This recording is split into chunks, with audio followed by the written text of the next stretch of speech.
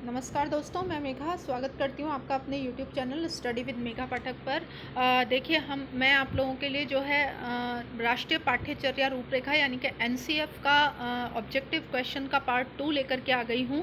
इससे पहले जो है मैं NCF की डिटेल स्टडी करवा चुकी हूँ। वो स्टडी मैंने मनोविज्ञान के अंतर्गत ही अपलोड की है। तो जो फ्रेंड्स मेरे साथ अभी अभी जुड़े हैं, जिन्हें पता नहीं है, वो एक बार चैनल पर ज़रूर विजिट करें। मनोविज्ञान की जो है 5th यूनिट के अंतर्गत जो है राष्ट्रीय पाठ्यचर्या रूपरेखा दी गई थी। तो मैंने क्योंकि बहुत ही इंपॉर्टेंट टॉपिक है, हर साल क्वेश्चन पूछे जाते हैं इससे, हर एक एग्जाम में इससे क्वेश्चन पूछा गया है। तो देखिए इंपॉर्टेंट रोल रखता था, इसलिए मैंने जो है अधिगमकर्ता के विकास के साथ ही इस टॉपिक को स्टार्ट कर दिया था। इसके दोनों वीडियोज़ मैं अपलोड कर चुकी हूँ। जो फ्रेंड्स जिन्होंने नहीं देखे हैं वो एक बार जाकर के चैनल पर ज़रूर देखें। इसके अलावा जो फ्रेंड्स मेरे साथ नए जुड़े हैं वो चैनल को सब्सक्राइब करके बेल आइकन को प्रेस कर दें। तो देखिए स्टार्ट करते हैं। शिक्षण प्रक्रिया में विद्यार्थी है, देखिए आया हुआ क्वेश्चन है, रीट लेवल 1 में ये क्वेश्चन आ चुका है। तो जो शिक्षण प्रक्रिया में जो विद्यार्थी होता है वो आश्रित चर होता है, स्वतंत्र चर जो होता है वो शिक्षक होता है, और मध्यस्थ चर का कार्य जो करता है वो पाठ्यक्रम करता है। तो देखिए आंसर इसमें जो हो जाएगा वो हो जाएगा एक, आश्रित चर। देखिए नेक्स्ट क्वेश्चन देखते हैं। NCF 2005 बल देता है, तो देखिए करके सीखने पर बल देता है, रटने पर बल नहीं देता है, समस्या के हल करने पर बल नहीं देता है। उपरोक्त सभी आएगा ही नहीं, क्योंकि रटने पर तो सीधी सी बातें कट ही रहा है सीधा सीधा। तो जो आंसर हो जाएगा वो हो जाएगा एक, करके सीखने पर बल देता है। देखिए नेक्स्ट क्वेश्चन हम लोग देखते हैं। वातावरण वही बाहरी शक्ति है जो हमें प्रभावित करती है, किसने कहा है? तो देखिए ये भी आया हुआ क्वेश्चन है, रीट लेवल 2 में आ चुका है। तो जो आंसर हो जाएगा वो हो जाएगा दो, रॉस। ये जो शब्द हैं वो रॉस के शब्द हैं। देखिए नेक्स्ट क्वेश्चन दे रखा है। NCF 2005 में कला शिक्षा को विद्यालय में जोड़ने का उद्देश्य है। पहला जो दे रखा है वो है सांस्कृतिक विरासत की प्रशंसा करना, दूसरा छात्रों के व्यक्तित्व और मानसिक स्वास्थ्य को विकसित करना। तो देखिए ये दोनों ही मकसद जो है कला शिक्षा को जोड़ने के मकसद हैं। तो जो आंसर हो जाएगा वो हो जाएगा 4, दोनों 1 और 2 सही हैं।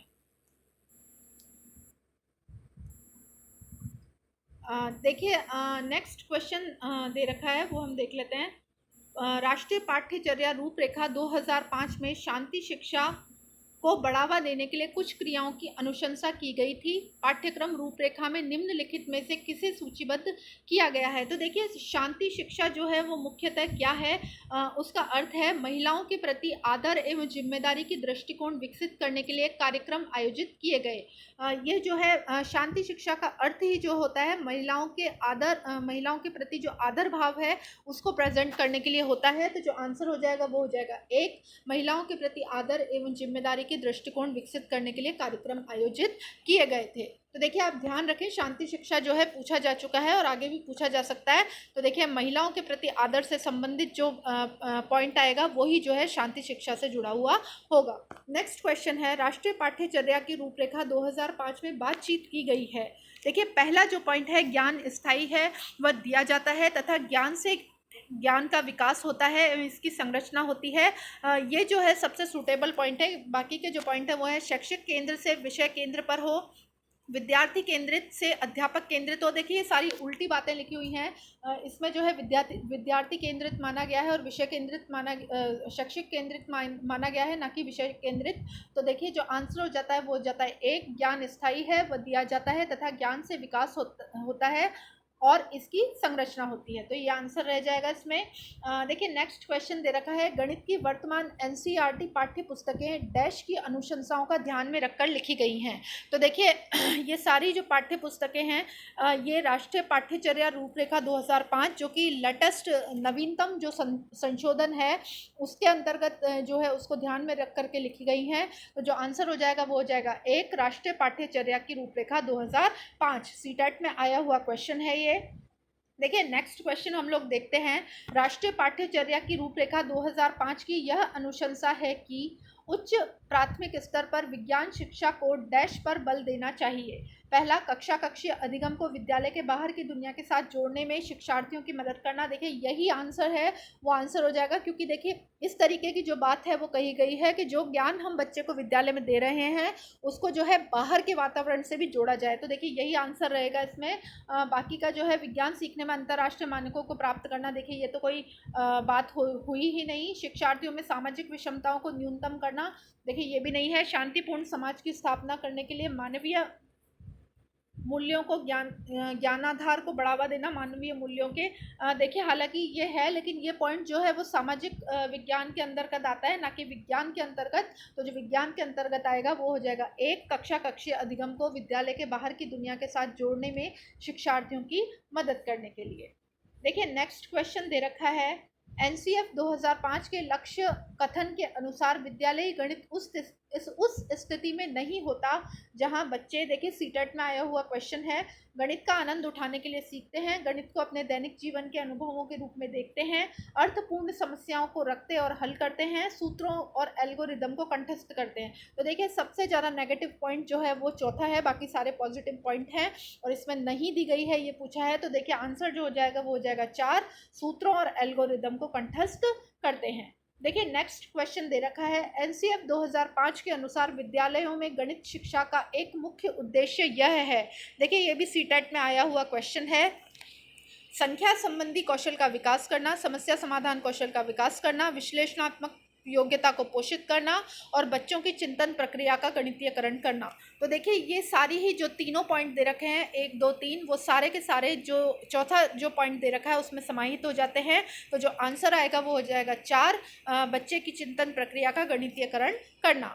देखिए नेक्स्ट क्वेश्चन दे रखा है, एनसीएफ 2005 के अनुसार गणित की पाठ्यचर्या महत्वाकांक्षी सुसंगत है और यह महत्वपूर्ण गणित पढ़ाती है। यहाँ महत्वाकांक्षी का अर्थ है विद्यालय में गणित शिक्षण के संकीर्ण उद्देश्य को खोजना, ये नहीं हो सकता। विद्यालय में गणित शिक्षण के उच्च उद्देश्यों को खोजना, बिल्कुल ये हो सकता है। गणित की समस्याओं को हल करने के एक से अधिक तरीकों का शिक्षण, विविध प्रकार के गणित का शिक्षण जैसे कि अंकगणित, बीजगणित, ज्यामितीय गणित व आंकड़ा गणित। तो देखिए इसमें जो आंसर आएगा वो आ जाएगा 2, विद्यालय में गणित शिक्षण के उच्च उद्देश्यों को खोजना।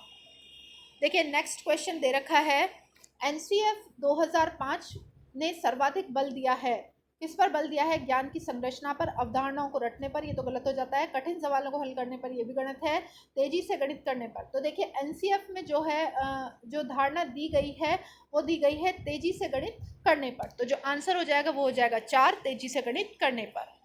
देखिए नेक्स्ट क्वेश्चन दे रखा है, एनसीएफ 2005 बल देता है रटने पर, बिल्कुल नहीं देता, सूत्र याद करने पर भी नहीं देता, सवाल हल करने पर भी नहीं देता है।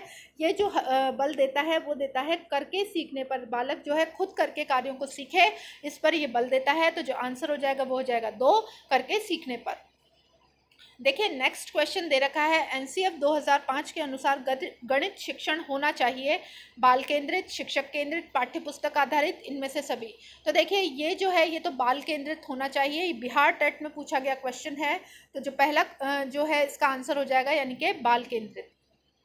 देखिए नेक्स्ट क्वेश्चन दे रखा है, राष्ट्रीय पाठ्यचर्या की रूपरेखा 2005 मानती है कि गणित में चिंतन और तर्कना का एक तरीका शामिल होता है। इस दृष्टिकोण को किसके द्वारा प्राप्त किया जा सकता है?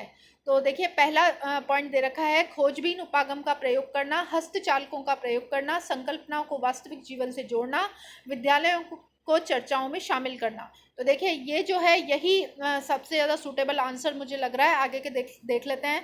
गणित की सभी पाठ्यपुस्तकों का पुनर्लेखन करना, देखिए ऐसा को तो कुछ करवाया नहीं जाता। विद्यार्थियों को बहुत सारे सवाल कार्यपत्रक देना, देखिए ऐसा भी कुछ ज़रूरी नहीं है।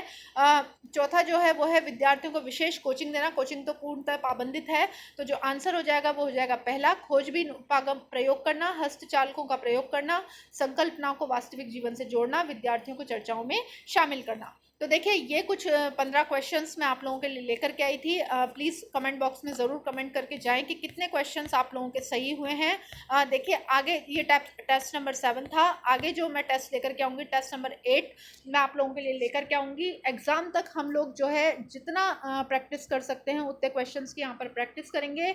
इसके अलावा जो है मनोविज्ञान में आप लोगों को पढ़ा रही हूँ और 6 to 10 तक की जो है माध्यमिक शिक्षा बोर्ड एनसीईआरटी की जो बुक्स हैं वो कवर की जा रही हैं। इसके अलावा जो है छोटी सी सूचना है आप लोगों के लिए कि संडे के दिन जो है आप लोगों के लिए मेजर जो है यूनिट वाइज यूनिट वाइज नहीं टॉपिक वाइज जो है टेस्ट अपलोड किया जाएगा। सिंधु घाटी सभ्यता से रिलेटेड जो है टेस्ट मैं संडे के दिन आप लोगों के लिए अपलोड करूँगी। तो वेट करिए और प्लीज़ उस टेस्ट को ज़रूर दीजिए क्योंकि उसमें 11th-12th स्टैंडर्ड के क्वेश्चन भी लिए गए हैं। इसके अलावा 6 to 10 तक के एनसीईआरटी तो अपन लोग कवर कर ही रहे हैं। लगातार मेरे चैनल से जुड़े रहें, साथ में जो है तैयारी करते रहें। All the best for your exam. मिलते हैं नेक्स्ट वीडियो में। धन्यवाद।